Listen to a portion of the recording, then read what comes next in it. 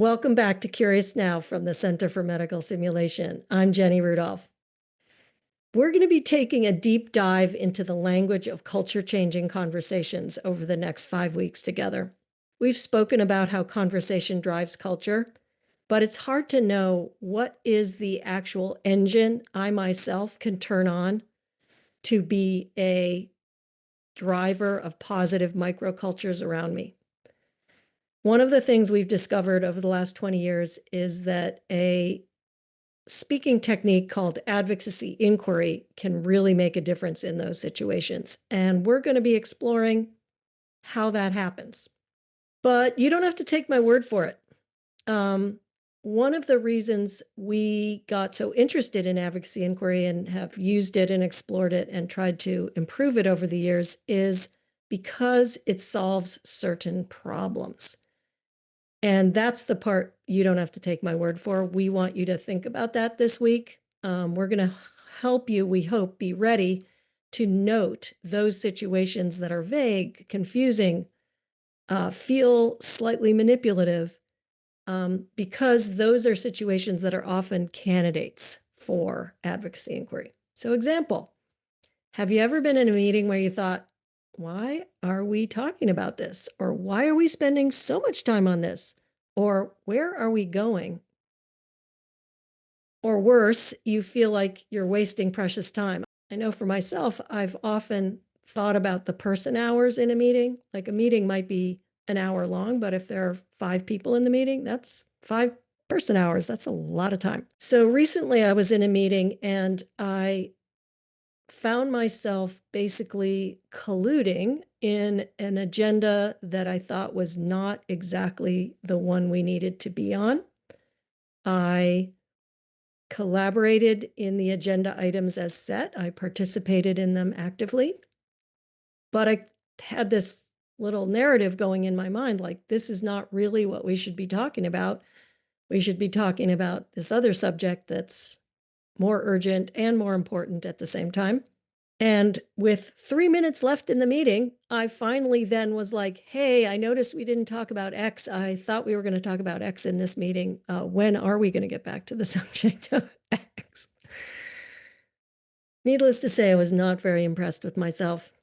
I realized that I didn't want to take the risk of bringing this up at the beginning of the meeting in case the person who was chairing the meeting found it unwelcome, too challenging, or whatever.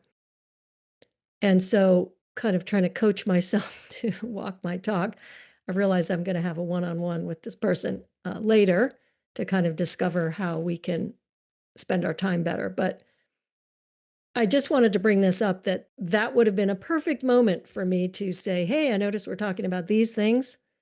I'm worried that if we don't talk about X instead, we'll get behind on it and we won't be able to do a good job with it. What are your thoughts? How hard would that have been? Not very hard. Jenny, let me try something. Okay. So, Yeah. Jenny, what information in that meeting were you looking for that would have made those feelings of what is the point of this meeting? Why are we wasting time like this? Dissipate, or what would have ameliorated them? What information did you want from the people leading the meeting? That is a great question, James. I would have wanted to know that it was a considered trade-off. Like, I know we have X on our agenda, Y, Z, all these other letters. I think these 5 items are more important than this first one. That's why we're doing this. And I certainly could have even built something like that into my inquiry. So I didn't know why the focus was what it was.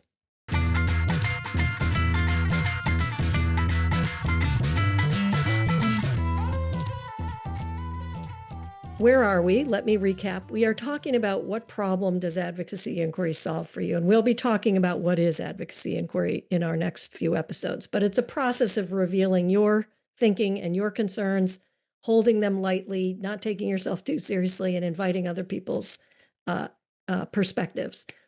So another situation that I think happens often is, have you ever been asked a question and you're like, why are they asking me? Or you're worried that there's a correct answer, but you really don't know what it is. I find that so uncomfortable.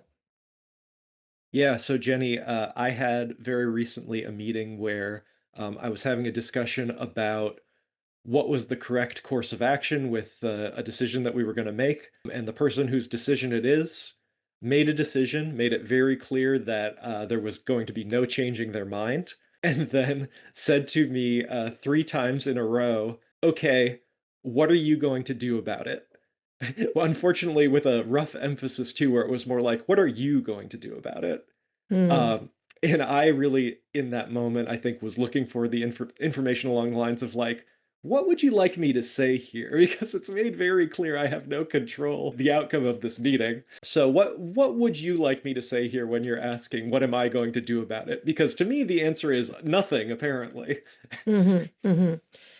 So James, just, boomeranging back that question you asked me, what information did you need or were you looking for that would have helped you answer that question? I think what would have helped me answer the question better would have been something along the lines of a revealed thought, like, I'm thinking that the action you should take as a follow-up to this meeting is X, but I want to hear your thoughts. What are you going to do? Mhm, mhm. I think in both cases, James, in my case where I was looking for the meeting chair's thinking as to why the meeting chair was making the choices they were making, and you were looking for information on how did the questioner see your options and or see their options, and putting your like what are you going to do about it in context with that somehow. So what we're talking about, James, is the fact that it's so socially normal, and I would like to also say cognitively normal, to ask what I think of as naked inquiries, which is like, what are you going to do about it? Or to take actions without revealing one's own goals in those actions.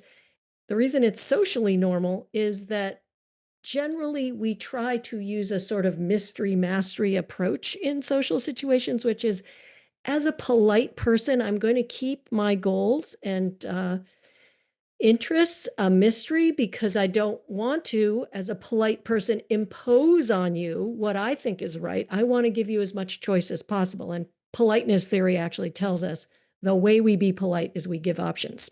And Jenny, I came out of that meeting feeling both very mistered and very mastered. And then the cognitive reason why we don't reveal our thinking is it's obvious to us.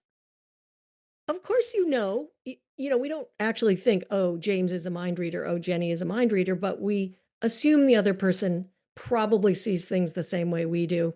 And so we don't actually feel any urgency to reveal our thinking. So you pair, I want to be polite, which is I don't want to impose on you, and B, um, I think what I'm thinking is obvious.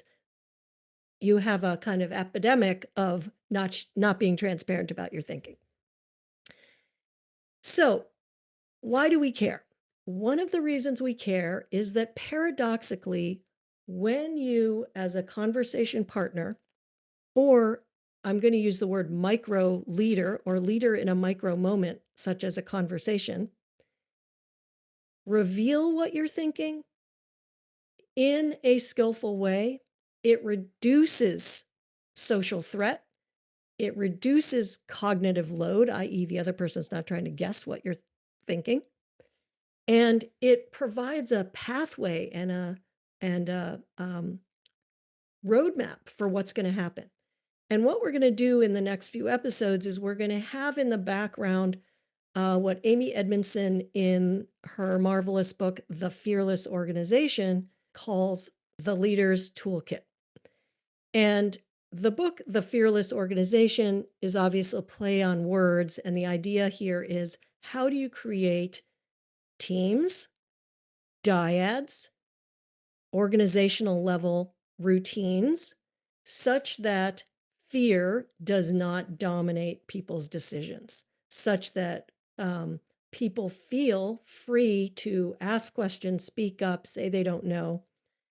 And Amy Edmondson's work and many years of follow on research have shown that when people feel what's called psychologically safe, that is, this environment is safe for interpersonal risk taking. That's what they feel. That means if I do those things like speak up, ask for help, say I'm confused, I won't be shamed or humiliated. That all rolls up into the quote unquote fearless organization. So, part of creating that in the book, The Fearless Organization, Amy Edmondson talks about three categories of things that we need to do as leaders. And again, I'm going to talk about us as micro leaders. Like every moment, you can kind of lead or choose not to. So, one of the things we do is we set the stage, and that is we frame the work. So, we're having this meeting, and the reason we're focusing on this agenda items is because I think our priority this week is the following. So, that would be framing the work. And another part of setting the stage, according to Amy Edmondson, is providing purpose, emphasizing purpose. Why are we even doing this? So, if you think about those amazing moments when you've been on a team and there's an incredible frisson, almost connection between everybody, almost an electricity, it's usually because there's a sense of purpose. I know that when I rode crew on the US team and we were coming up to the world championships, how our practices felt was amazing. One of Amy Edmondson's wonderful videos is about digging out the Chilean miners who were stuck, something like a mile underground. People from all over the world wanted to be part of this conundrum, this horribly difficult problem. That is the joy of having purpose. So even in our humdrum everyday work, when we have clarity of purpose for a short meeting, for a patient huddle, for a next few steps in the treatment of a patient, in a sales project, all of a sudden things hum and thrum and are much more interesting. So that's part of revealing your thinking as a leader. The second part is inviting participation. And we're going to be talking a lot about that in two ways. Again, drawing on Amy Edmondson's work. One is demonstrating situational humility. That comes from a sense that I, as the speaker, don't have a corner on the truth. Like, I have a point of view, I have a take on things, but it could be wrong. So, James, I think the dilemma that you were sharing earlier, being asked, what are you going to do? If the speaker had been able to say, hey, listen, I've got some decisions to make depending on what you do. This is tough for me too. I wish it was simpler or whatever, but I'd really like to know, what is your plan?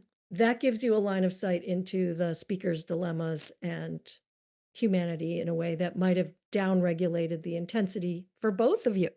So there's a paradox here that we're going to be working with it, which is holding my own views lightly internally can evoke in the other person a sense of psychological safety versus when I am very unilateral, by which I mean I state things as though they're God's given truth or they're the right way, which I assure you my children and other significant others in my life have endured.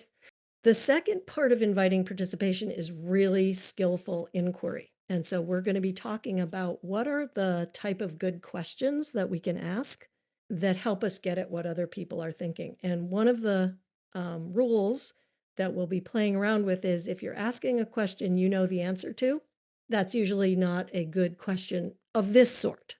When you're asking a question about the person's thinking or feeling or perspective that you don't know the answer to, that tends to come across more authentic because it is actually authentic. And we can talk about when and when not to use questions that are more of the flavor of guess what I am thinking, which many of us humans fall into that trap quite often. And we'll also be talking about curiosity that goes on behind those questions. And then the last thing we're going to explore in this is the virtue and value of listening to people's answers. So, following up with them when they share what they're thinking and digging more into it. And one of the things I'm hoping to share with you is my addiction to those unexpected answers. I almost feel like I get a little dopamine when I ask a good question and I get an answer I never would have expected. That's going to be the sort of outline of the next few weeks. So, this set of episodes is going to be about an engine of culture change in conversations.